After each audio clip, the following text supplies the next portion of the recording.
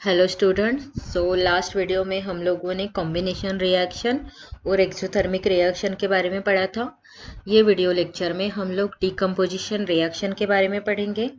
Decomposition reaction क्या होती है ये समझने के लिए हम लोग अगेन एक्टिविटी को देखते हैं। तो हम लोग पहले देखेंगे एक्टिविटी 1.5।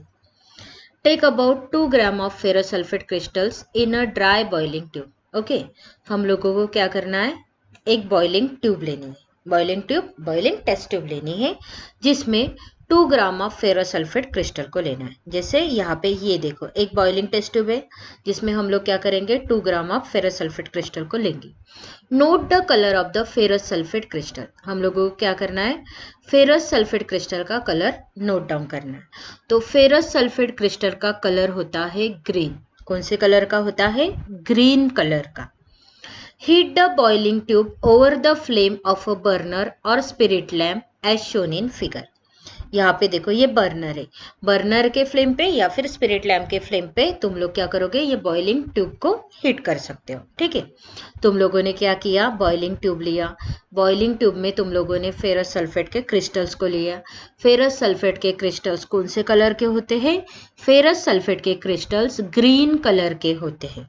ठीक है, फिर तुम लोगों ने उसको क्या किया, स्पिरिट लैम्प या फिर बर्नर के फ्लेम पे हीट करना स्टार्ट किया। यहाँ पे देखो एक प्रिकॉशन दिया है, do not point the mouth of boiling tube at your neighbours और yourself. Okay, boiling tube का मुंह तुम्हारे अगर बाजू में कोई खड़ा है तो उसके भी माउथ के तरफ नहीं होना चाहिए, या फिर तुम जो हीट कर रहा है तुम्हारे भी माउथ के तरफ नहीं होना चाहिए। Wafting gas gently towards the nose. यहाँ पे देखो इसका जो गैस है तुम्हारे नोज की तरफ आता है, तो उसकी वजह से तुम लोग क्या करोगे, उसको थोड़ा सा तिरछा रखोगे। नाउ तो हम लोग एक्टिविटी देख रहे, तो हमने क्या किया, टेस्ट ट्यूब में फेरस सल्फेट को लिया, फेरस सल्फेट के क्रिस्टल्स को लिया। फेरस सल्फेट के क्रिस्टल्स का कलर कैसा है, ग्रीन कलर है। ठीक है, तो हम लोगों ने उसको बॉइलिंग ट्यूब पे हीट किया। Now have you notice that, अभी देखना है हम लोगों को, observe the colour of the crystals after heating. After heating के बाद में क्रिस्टल का कलर कैसे हुआ, कौन सा हुआ होगा। ठीक है, तो सुनो, have you notice that green colour of the ferrous sulphate crystals has change. Okay, जैसे तुम लोग हीट करोगे तो फेरस सल्फेट के क्रिस्टल्स का जो ग्रीन कलर है, मैंने तुम लोगों को अभी बताया था कौन से कलर के फेरस सल्फेट के क्रिस्टल्स, ग्रीन कलर के। तो फेरस सल्फेट के क्रिस्टल का ग्रीन कलर क्या हो गया, change. You can also smell the characteristics order of burning sulphur. वहां पे सल्फर भी क्या हुआ, बर्न हुआ। ओके, तो तुम लोगों को बर्निंग सल्फर का भी कैरेक्टरिस्टिक्स क्या मिल जाएगा, स्मेल तुम लोगों को डिटेक्ट होगा। ओके, तो अभी हम सबसे पहले ये देखते कि ये रिएक्शन में एक्चुअली हुआ क्या होगा। तो सबसे पहले हमने क्या लिया था, फेरस सल्फेट के क्रिस्टल्स। जो फेरस सल्फेट के क्रिस्टल्स लिए थे उसका फार्मूला था FeSO4 7H2O। क्या था फार्मूला, जो फेरस सल्फेट के क्रिस्टल्स तुम लोगों ने बॉइलिंग टेस्ट ट्यूब में लिए थे, वो जो फेरस सल्फेट के क्रिस्टल्स थे उसका फॉर्मूला था FeSO4 7H2O। इसको तुम लोग फेरस सल्फेट हेप्टाहाइड्रेट भी बोल सकते हो। ओके, तुम लोग इसको फेरस सल्फेट हेप्टाहाइड्रेट क्रिस्टल्स भी बोल सकते हो। मतलब ये जो तुम्हारा फेरस सल्फेट है, ये फेरस सल्फेट के साथ में 7 molecules of water of crystallisation क्या है, अटैच है।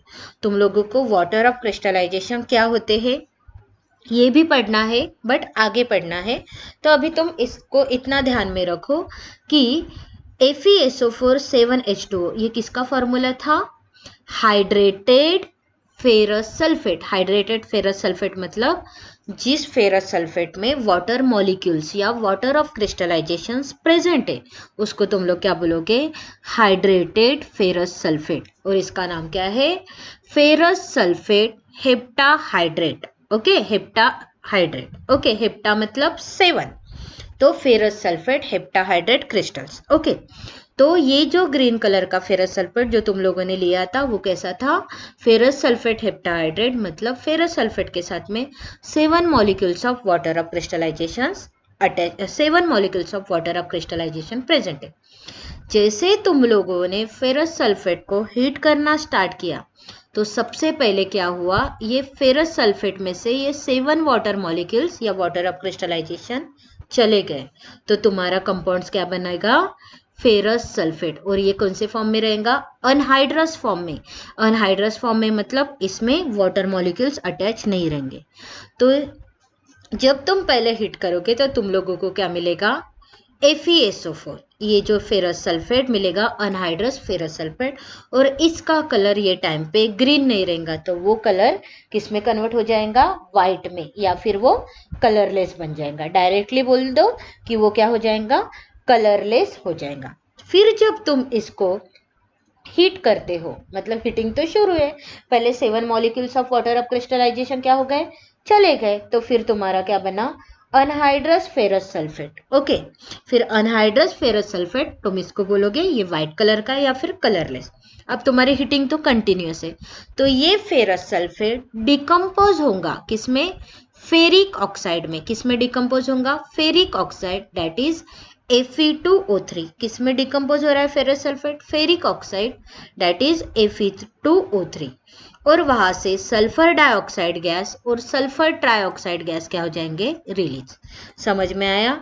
जब तुम लोगों ने फेरस सल्फेट हेप्टाहाइड्रेट को, मतलब हाइड्रेटेड फेरस सल्फेट को, ग्रीन कलर फेरस सल्फेट के क्रिस्टल को हीट किया, तो वो अनहाइड्रस फेरस सल्फेट बना जो व्हाइट कलर का था। फिर उसको अगेन हीट करते गए, तब वो डिकम्पोज होके तुम लोगों को मिला ferric oxide, sulphur dioxide gas and sulphur trioxide.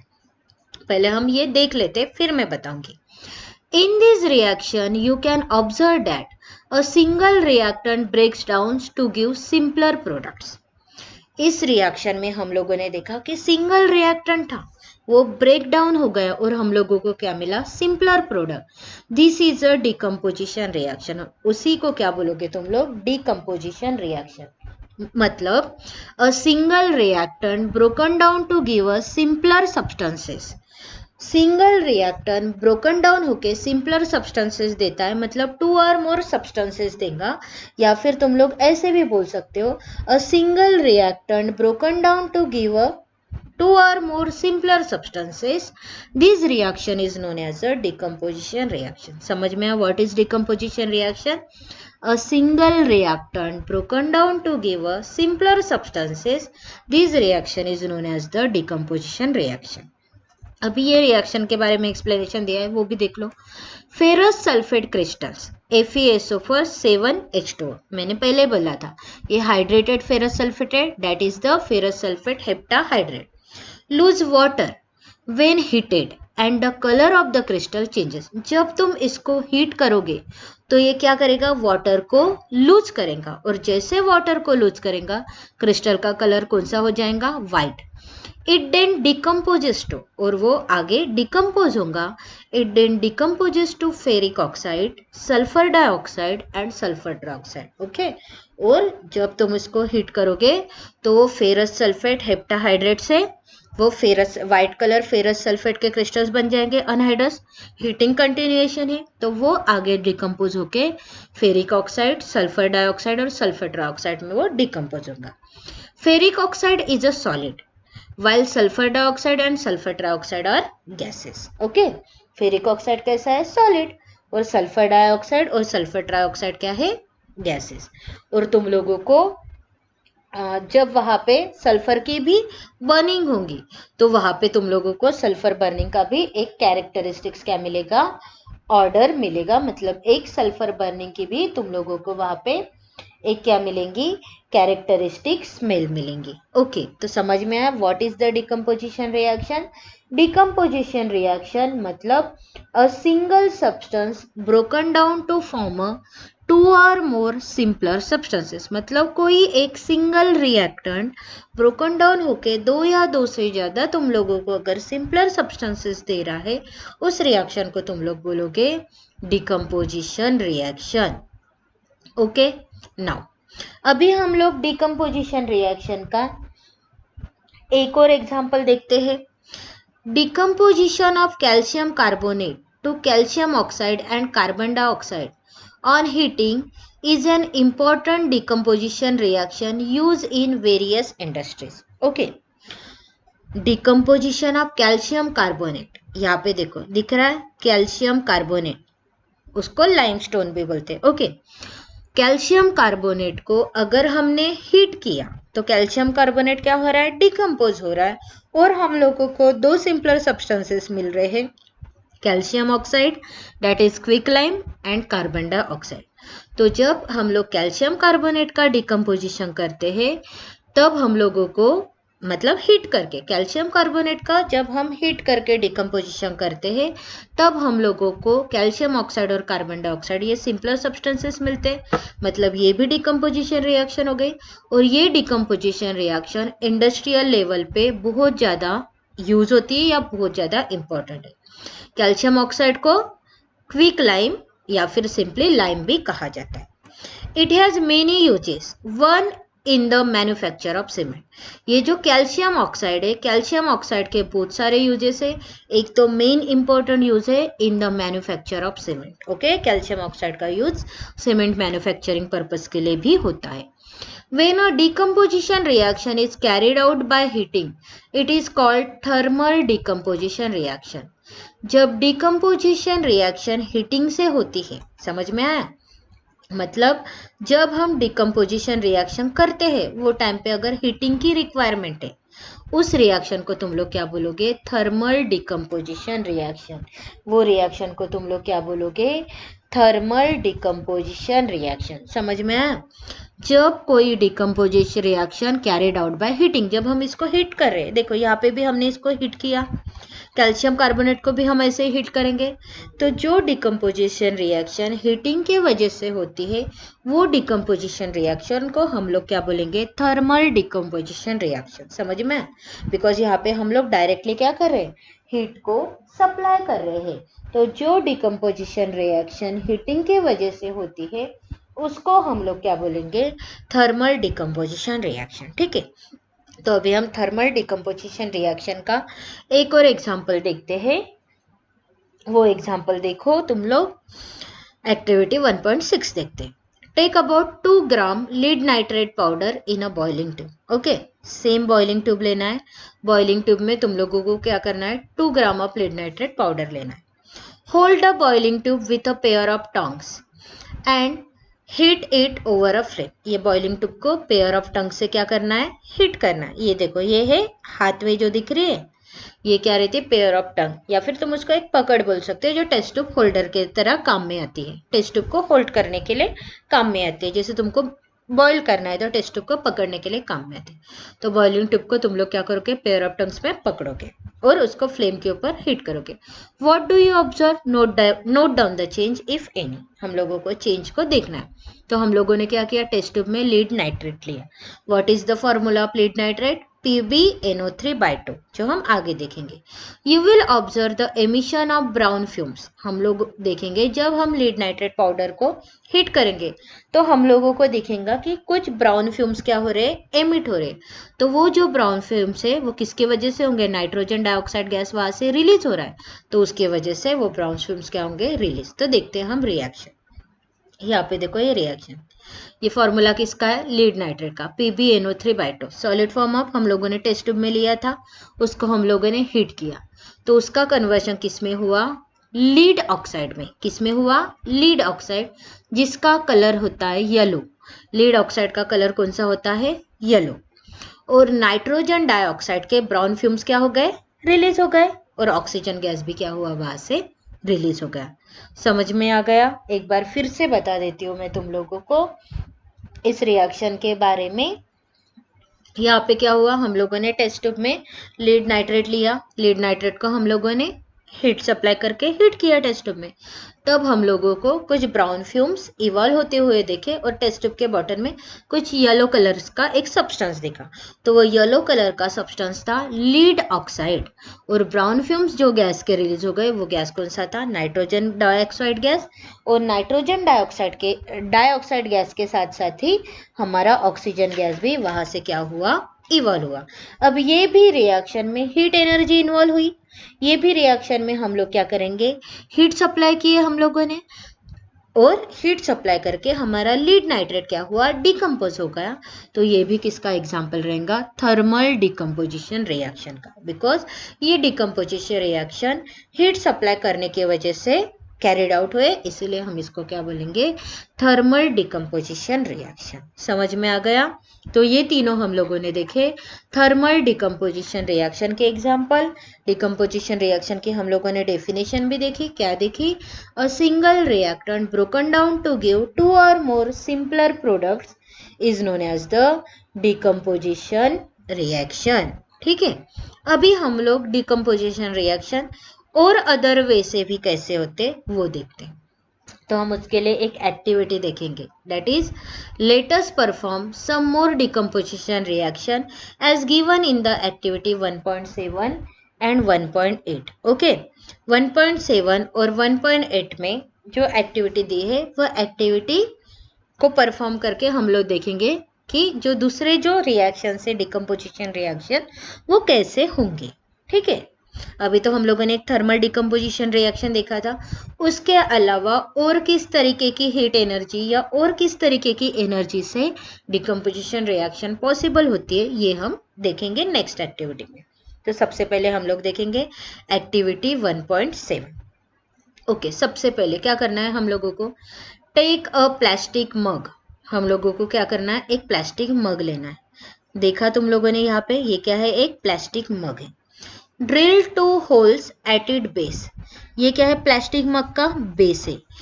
Plastic मग के बेस में हम लोगों को क्या करने हैं, 2 होल्स को ड्रिल करना है, दिखा यहाँ पे। And fit rubber stopper in this hole. और ये होल में हम लोगों को क्या करना है, ये रबर स्टॉपर को फिट करना है। ये देखो थोड़े ब्राउनिश कलर के दिख रहे हैं, ये क्या है, रबर स्टॉपर। तो हम लोगों ने क्या लिया, एक प्लास्टिक मग लिया, प्लास्टिक मग के बॉटम में 2 होल को ड्रिल किया। 2 होल को ड्रिल करने के बाद में वो होल में हम लोगों ने रबर स्टॉपर को फिट किया। Insert carbon electrode in this rubber stopper. और ये रबर स्टॉपर के ऊपर ये जो दिख रहे ब्लैक कलर के दिख रहे, ये जो ब्लैक कलर के हम लोगों ने क्या किए, कार्बन इलेक्ट्रोड को इंसर्ट किया। तो कार्बन इलेक्ट्रोड मतलब हम लोगों ने यहाँ पे ग्रेफाइट रॉड के इलेक्ट्रोड लिए, बिकॉज ग्रेफाइट कार्बन से ही बना होता है, कार्बन का ही वो एलोट्रॉप है। ठीक है, एलोट्रॉप क्या होता है ये तुम लोगों को नेक्स्ट चैप्टर में पढ़ना है।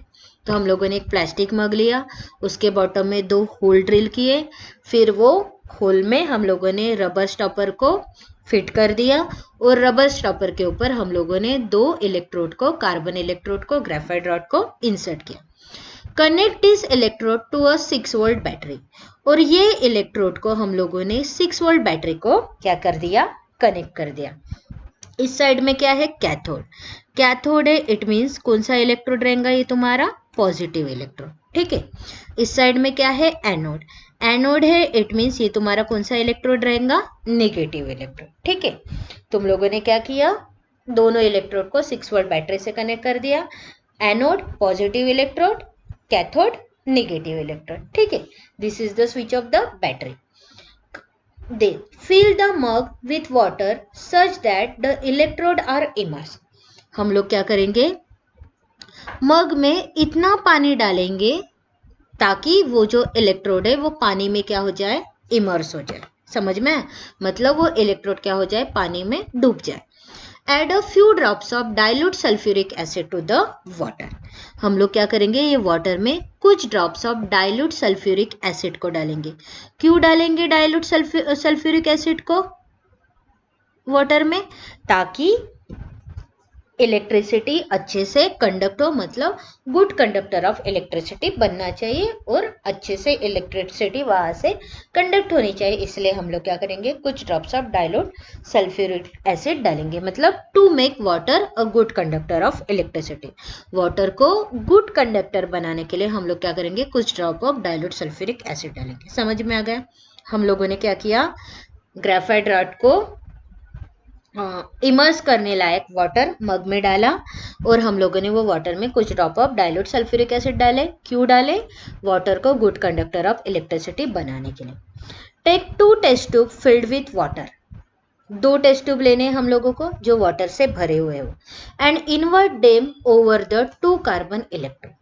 2 टेस्ट ट्यूब लेने हैं जो पानी से भरे हुए हो और इसको क्या करोगे तुम लोग, 2 कार्बन इलेक्ट्रोड के ऊपर इन्वर्ट करोगे, मतलब उल्टा कर दोगे। यहाँ पे देखो 2 पानी से भरे वाले टेस्ट ट्यूब लिए थे, 2 पानी से भरे वाले टेस्ट ट्यूब को हम लोगों ने उल्टा इन्वर्ट कर दिया 2 कार्बन इलेक्ट्रोड या 2 ग्रेफाइट इलेक्ट्रोड के ऊपर।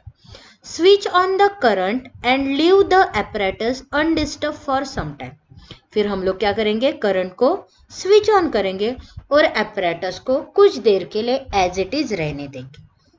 You will observe the formation of bubbles at both the electrode.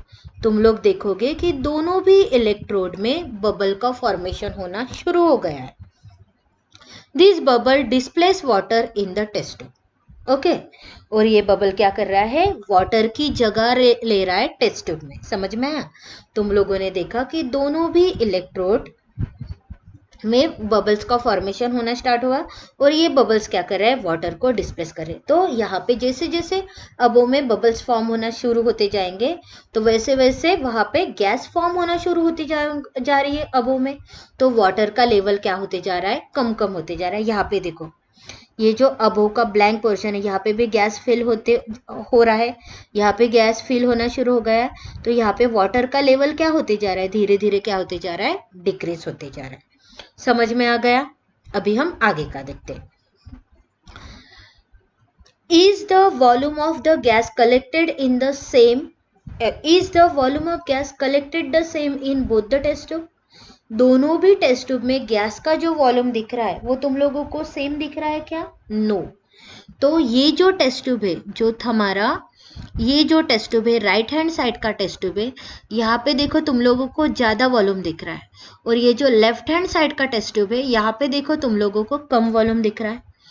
Once the test tube are filled with the respective gases, remove them carefully. जैसे टेस्ट ट्यूब रिस्पेक्टिव गैसेस से क्या हो जाएंगी, भर जाएंगी, तो तुम लोग क्या करोगे, उसको केयरफुली रिमूव करोगे, हटा दोगे। Taste these gases one by one by bringing a burning candle close to the mouth of the test tube. हम लोग क्या करेंगे, बर्निंग कैंडल को, जैसे रिस्पेक्टिव गैसेस ये टेस्ट ट्यूब में फिल हो गई, हम लोगों ने क्या किया, ये टेस्ट ट्यूब को यहाँ से रिमूव कर दी।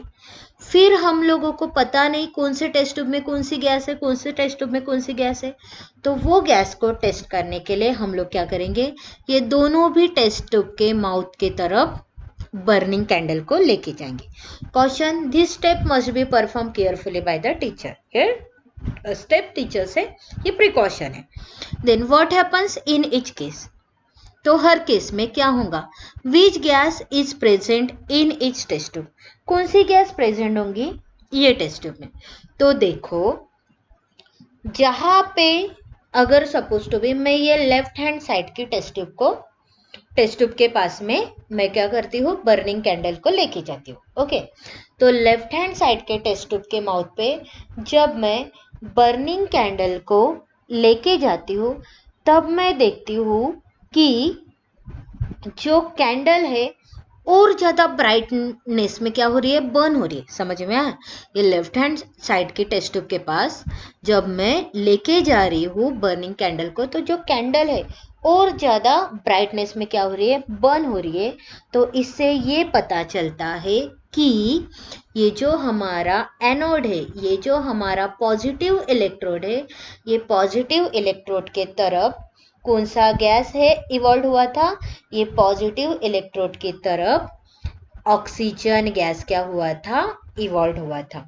और जब मैंने ये राइट हैंड साइड के टेस्ट ट्यूब के तरफ जब मैंने बर्निंग कैंडल को लेके गई, तब ये जो है गैस पॉपिंग साउंड से, कौन से साउंड से, पॉपिंग साउंड से बर्न हुआ।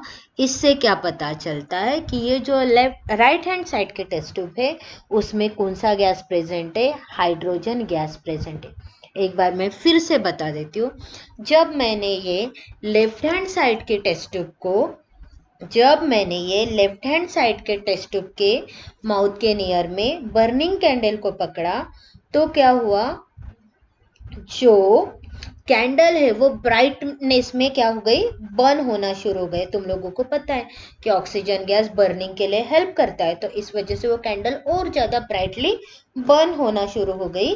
तो इससे पता चलता है कि ये जो हमारा एनोड है, पॉजिटिव इलेक्ट्रोड है, वहां पे कौन सी गैस कलेक्ट हुई थी, ऑक्सीजन गैस।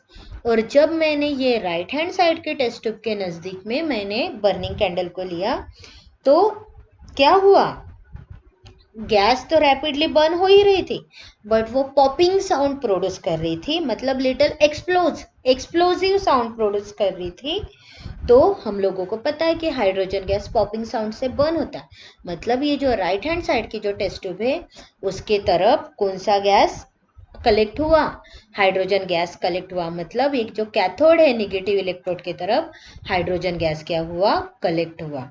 तो इससे पता चलता है कि जब हम लोग वाटर से क्या कर रहे हैं, इलेक्ट्रिसिटी को पास कर रहे हैं। ओके, वाटर का फॉर्मूला क्या है, H2O।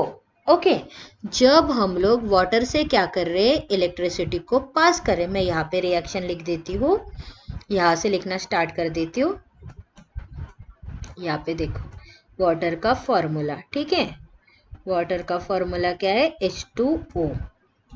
ठीक है, जब मैं ये वाटर से क्या कर रही हूँ, इलेक्ट्रिसिटी को पास कर रही हूँ, यहाँ पे मैं लिख देती हूँ इलेक्ट्रिसिटी का बस E लिख देती हूँ। ठीक है, जब मैं ये वाटर से क्या कर रही हूँ, इलेक्ट्रिसिटी को पास कर रही हूँ, तब ये वाटर क्या हो रहा है, डिकम्पोज हो रहा है, किसमें, हाइड्रोजन गैस में और ऑक्सीजन गैस में। ठीक है, जब मैं वाटर से क्या कर रही हूँ, इलेक्ट्रिसिटी को पास कर रही हूँ, तब ये वाटर किस में डिकम्पोज हो रहा है, हाइड्रोजन गैस में एंड ऑक्सीजन गैस में।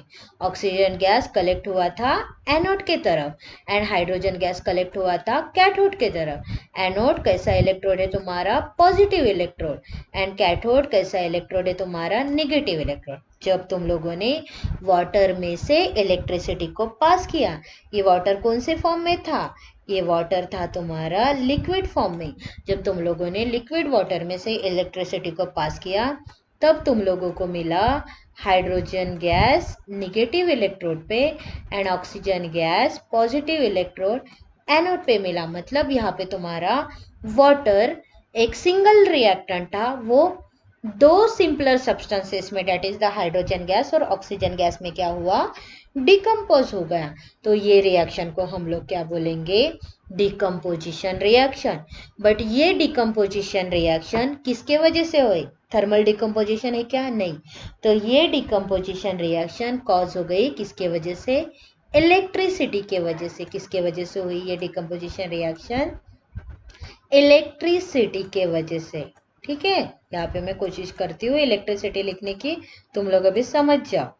ये डिकम्पोजिशन रिएक्शन किसके वजह से हुई, इलेक्ट्रिसिटी के वजह से। ओके, मतलब हीट एनर्जी के अलावा कोई decomposition reaction by passing electricity के वजह से भी हो सकते।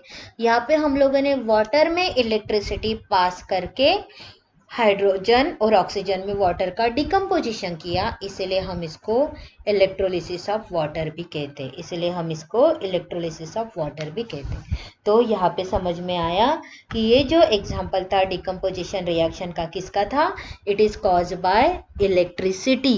ओके, मतलब ये जो डिकम्पोजिशन रिएक्शन हो गई वो किसकी वजह से हुई, इलेक्ट्रिसिटी।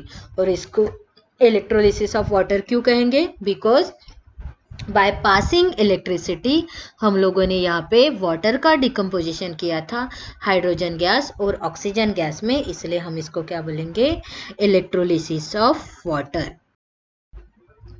हम ये एक्टिविटी 1.7 का ये क्वेश्चन फिर से देखते हैं। Is the volume of the gas collected the same in both the test tube.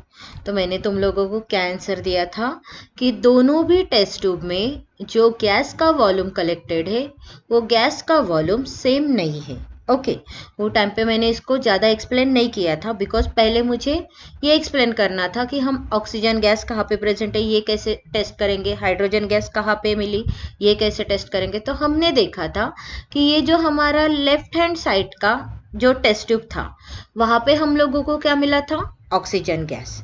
मतलब हमारा ये जो पॉजिटिव इलेक्ट्रोड था एनोड, इसके ऊपर हम लोगों को क्या मिला था? Oxygen gas. और ये जो हमारा निगेटिव इलेक्ट्रोड था कैथोड, इसके ऊपर हम लोगों को क्या मिला था? Hydrogen gas.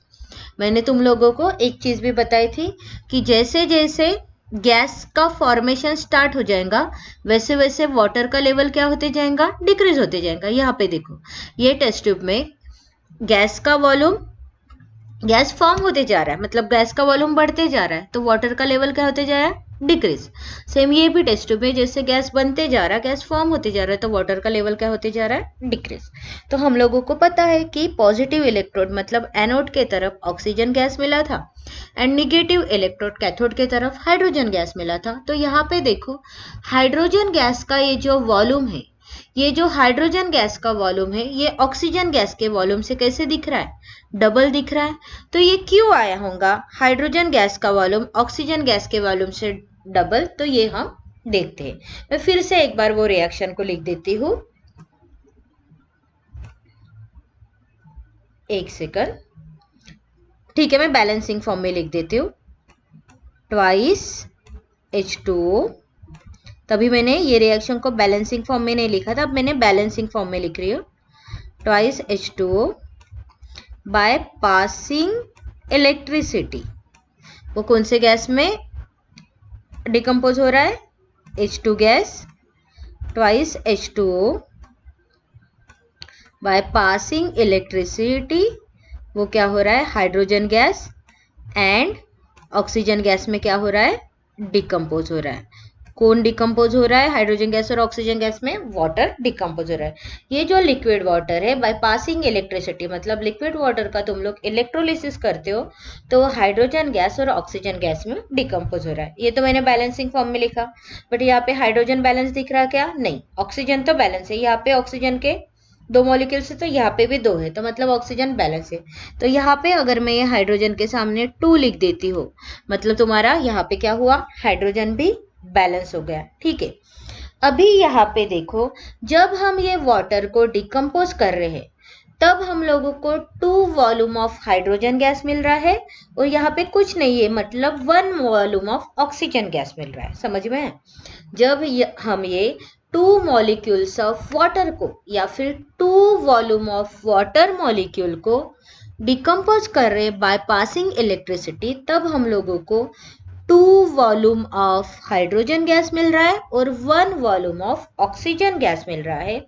इससे पता चलता है कि जब वाटर का डिकम्पोजिशन होता है तब हम लोगों को हाइड्रोजन और ऑक्सीजन गैस 2:1 रेशो में मिलता है। तो 2:1 रेशो किसका है? वॉल्यूम का। तो इसके ऊपर से हम लोग बोल सकते हैं कि वाटर 2 पार्ट्स ऑफ हाइड्रोजन से बना है और 1 पार्ट ऑफ ऑक्सीजन से बना है बाय वॉल्यूम। ओके, तो हम बोल सकते हैं कि ये जो वाटर मॉलिक्यूल है, water molecule 2 part of hydrogen and 1 part of oxygen by volume से बना है। इसीलिए हम लोगों को निगेटिव इलेक्ट्रोड पे हाइड्रोजन गैस का वॉल्यूम ट्वाइस मिला as compare to the oxygen gas volume. समझ में आ गया? तो अगर तुम लोगों को क्वेश्चन पूछा गया कि क्यों हाइड्रोजन गैस का वॉल्यूम डबल मिलता है as compare to the oxygen gas volume, तो तुम लोग इसका आंसर लिख सकते हो। ठीक है, तो यहाँ पे ये अभी तुम्हारी एक्टिविटी 1.7 कंप्लीट हो गई है। ठीक है, समझ में आया तुम लोगों को ये? अभी हम लोग देखते हैं activity 1.8। Take about 2 gram of silver chloride in a china dish. Okay, हम लोगों को क्या करना है? एक चाइना डिश लेनी है।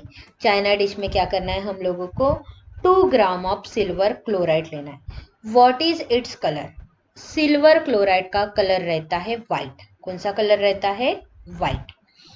Place this china dish in sunlight for some time.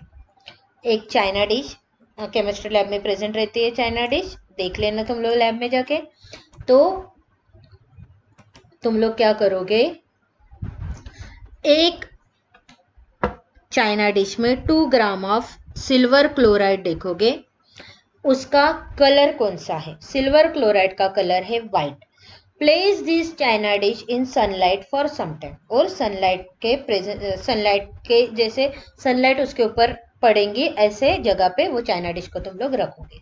Observe the colour of the silver chloride after some time. कुछ टाइम के बाद में सिल्वर क्लोराइड का कलर देखो।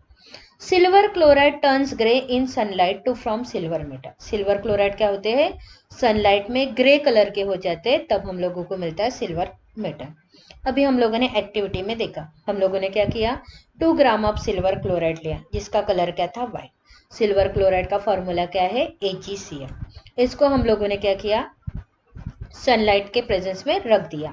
तो क्या होता है, ये सिल्वर क्लोराइड का डिकम्पोजिशन होता है इन प्रेजेंस ऑफ द सनलाइट, और ये जो व्हाइट कलर सिल्वर क्लोराइड है वो किस में कन्वर्ट हो रहा है, ग्रे इन सनलाइट। सनलाइट में वो किस में कन्वर्ट हो रहा है, ग्रे में। तो वो ग्रे कलर किसका रहेगा, ये इसका, that is the metallic silver का। ये जो सिल्वर क्लोराइड किस में डिकम्पोज हो रहा है, मेटेलिक सिल्वर में, जिसका कलर क्या रहेगा, ग्रे, एंड क्लोरीन गैस वहां से क्या हो जाएगा, लिबरेट। ये क्लोरीन गैस का कलर रहेगा येलोइश ग्रीन।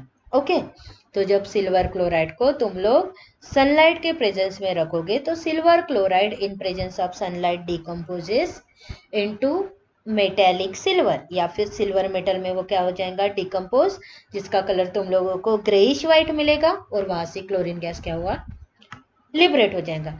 मतलब यहाँ पे सिल्वर क्लोराइड सिंगल रिएक्टेंट था, इन प्रेजेंस ऑफ द सनलाइट क्या हो गया, डिकम्पोज हो गया। तो यहाँ पे क्या हो गई, ये भी एक डिकम्पोजिशन रिएक्शन हो गई।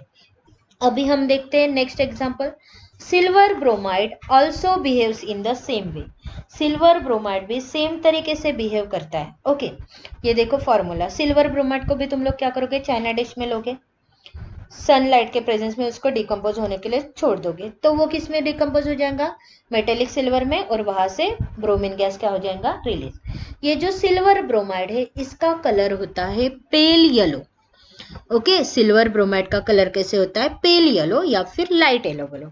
इन प्रेजेंस ऑफ द सनलाइट ये silver bromide silver metallic silver और ब्रोमीन गैस में क्या हो रहा है, डिकम्पोज, मतलब single reactant broken down to form a simpler substances मिल रहा है।